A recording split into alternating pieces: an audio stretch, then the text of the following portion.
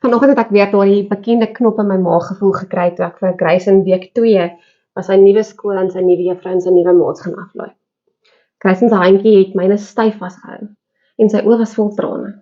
Als in my wou hom net optel en omdraai en huis toe gaan waar hy veilig is. En toe tref Jesaja 41 vers 13 my anders as wat ek nog ooit tevore gedoen het.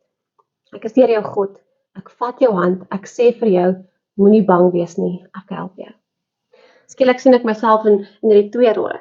Ek is die beangste kind wat God se hand vashou, maar ek is ook die ouer wat 'n klein handjie vashou. En in daardie oomblik verstaan ek iets nuut van God se hart. So ek wil ook net vir Grace en veilig hou. Ek wil hom beskerm teen alles wat seer en moeilik is. Maar dan besef ek, as ek dit doen, hou ek hom weg van die wonderlike nuwe wêreld wat vir hom wag. Van nuwe maatjies, van vreugde om te leer en te groei. Dit het my laat wonder. Dalk voel God ook soos ons. Hy sien ons trane, hy voel ons vrees, maar hy weet ook dat ons moet groei. Dat ons nuwe dinge moet leer.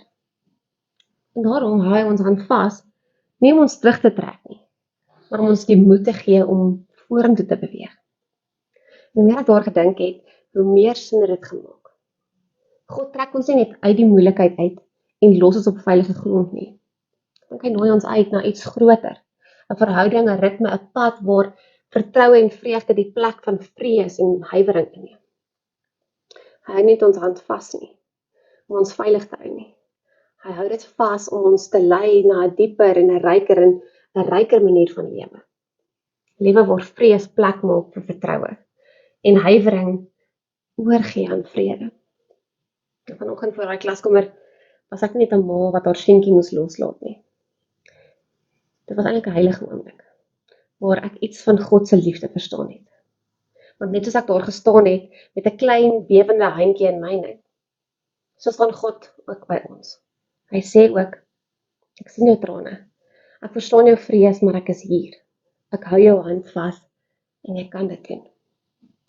Ek dink miskien dit is wat geloof regtig is, om te weet dat selfs wanneer ons bang is, selfs wanneer ons trane in ons oë het, ons nooit alleen stap nie. Daar is altyd 'n sterker hand wat ons vashou. Vir Grace en vir my en vir elkeen van ons bly die belofte dieselfde.